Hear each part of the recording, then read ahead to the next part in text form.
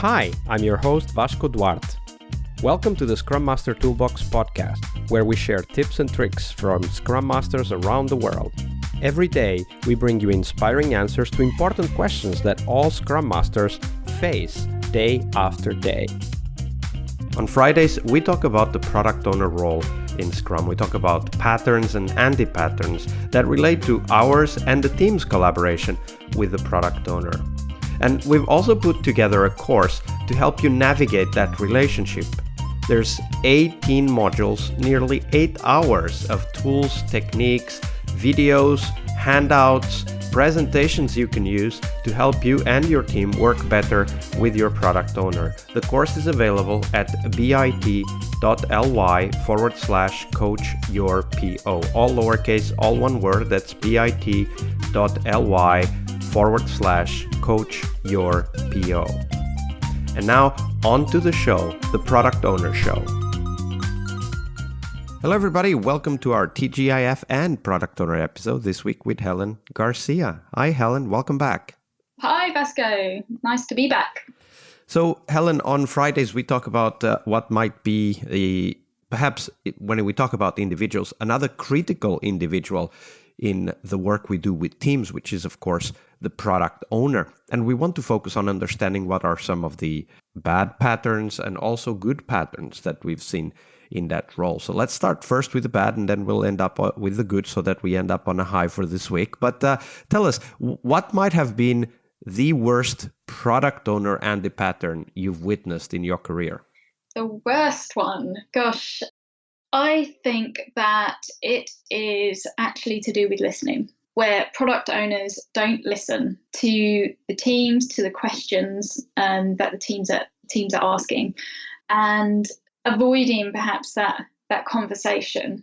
It's a real problem within product owners bad product owners that I've worked with, is because if you don't listen, you don't understand the question or the concerns of the team when we're going through this process, then you're not going to understand where they're at. You're not going to understand maybe the struggles. So, as a product owner, you're trying to bring, return of investment sooner, and you've got your priority list of your backlog and the what's. And if you're not listening to, some of the questions or clarifications, or perhaps talking over a situation, then it's gonna really impact the team of not wanting to ask questions or not having the confidence to do that. And I think often, a lot of the time, in fact, in all of us, we don't always recognise that we're doing something that could be harmful to the team. So I think although product owners that are perhaps not listening as much as I would have hoped don't recognise that all the time, and it's important to be able to sort of have that open and honest conversation. Yeah, absolutely.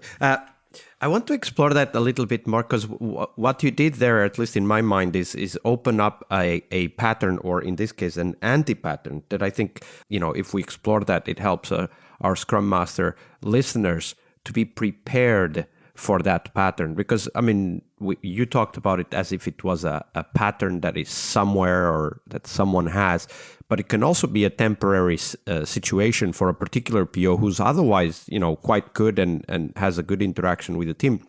But sometimes even ourselves, we don't pay attention and we don't listen to the teams, and maybe we skip the reflection. We were just talking about it yesterday and so on. So let's dive into that. Like, what are the symptoms that you look for, that you recognize when the product owner is entering that anti-pattern of not listening to the questions the teams ask, not perhaps listening to the suggestions they make, just not listening, as you said?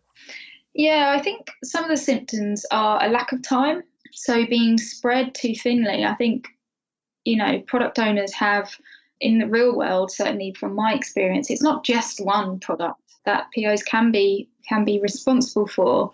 And I think by not having time and not having the headspace to actually sit down and say, this is the team that I'm committed to at the moment. These are the questions they're asking. This is, I need to listen to that and understand that. I think often product owner roles sort of sometimes can come from a project management, and it's just about going in and directing, when actually that's not the role at all.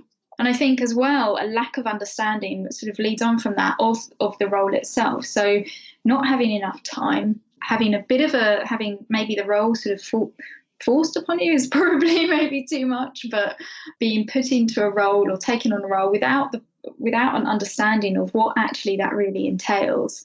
But I think with much of us, when you're tight for time, or when you know that you've got 101 different things to do, you just need to get it in, get it done, and move on. And it actually probably produces more time in the long run than it does in the short term. So just be wary of the product owner's time. Be wary of what is it? What else are they committed to? Are they ready for this meeting? Maybe as a Scrum Master, you need to sort of just not only gauge that, but you could try something like grabbing a coffee with them before, like giving them that time to just, reflect. So they've had that 5 minutes to come into a meeting, change of context if they need it, develop that way of being able to just take 5 minutes for themselves. Yeah, so I think lack of time often brings up this ability to just not listen properly and just want to move on. Yeah, absolutely. And one thing I would say is that sometimes that happens to us also as Scrum Masters. So keep an eye on that. And as Helen said, make time to prepare when going into a session with the team or stakeholders, of course.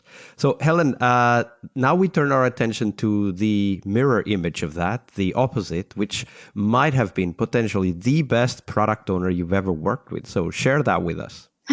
The best product owner that I've ever worked with. Well, it's funnily enough, it does have the complete opposite of the product owner actually listening.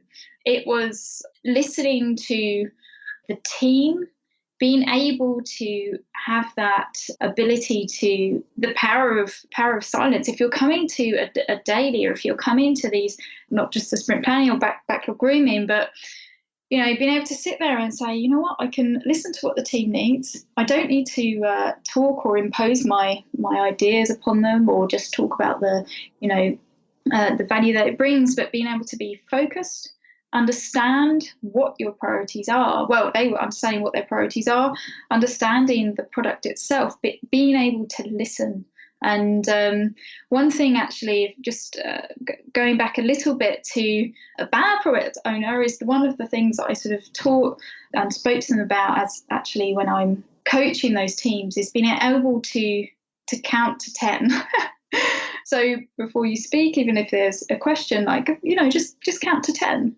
Have that time of silence. And this particular product owner, in terms of a great product owner, knew when to be silent and knew when to speak and be able to answer questions, and understood the customer when they were speaking to the customer as well, and gathering all of those sort of understanding the requirements of what they wanted was very powerful, because they knew that time to actually say, oh, actually, I need to ask about this, or I need to understand this, and gather enough information to be able to work as like a great product owner, because you are you are what it says in the title, and being able to, but in the role, learn to listen and listen well. And a very, very good PO that I've worked with previously has had that element and had that power of listening and asking and listening to the team, and asking also great questions in themselves as well, to be able to empower the team to do their role. Absolutely. For me, one of the key advantages as a product owner, when product owners are able to listen, is that it also gives the team the opportunity to bring their perspective, their ability to innovate technologically, as an example, or process-wise, into the conversation. Rather than just listening to what the product owner wants, they become an active part of designing and building that product. Yeah, exactly. Yeah. Helen, it's been a great week with you here on the podcast. Unfortunately, we're getting very close to the end, but before we do go, where can people find out more about you and the work that you're doing? Okay, so I am founder of Make It Limited, so you can always find me on makeitprojects.com as my website, or also Helen-Garcia.com as well. I am on LinkedIn, Helen Garcia, Scrum Master, founder of Make It. Just reach out. I'm here. Absolutely. We'll put the link to all of those on the show notes so that people can easily find you. So Helen, thank you very much for your generosity with your time and your knowledge. No, it's fantastic. Thank you so much for having me on the podcast. It's been really great to be able to speak with you. One more week of the Scrum Master Toolbox podcast is over, but there's a lot more we have to share. We have developed our own membership site where you find a community of active and engaged Scrum Masters. In this site, you get access to exclusive content and get to interact with us, your podcast hosts, as well as the best Scrum Masters in the world. Join us at scrummastertoolbox.com/podcast and keep this podcast free of advertising. See you next week for one more week full of Scrum Master tips and tricks. We really hope you liked our show. And if you did, why not rate this podcast on Stitcher or iTunes? Share this podcast and let other Scrum Masters know about this valuable resource for their work. Remember that sharing is caring.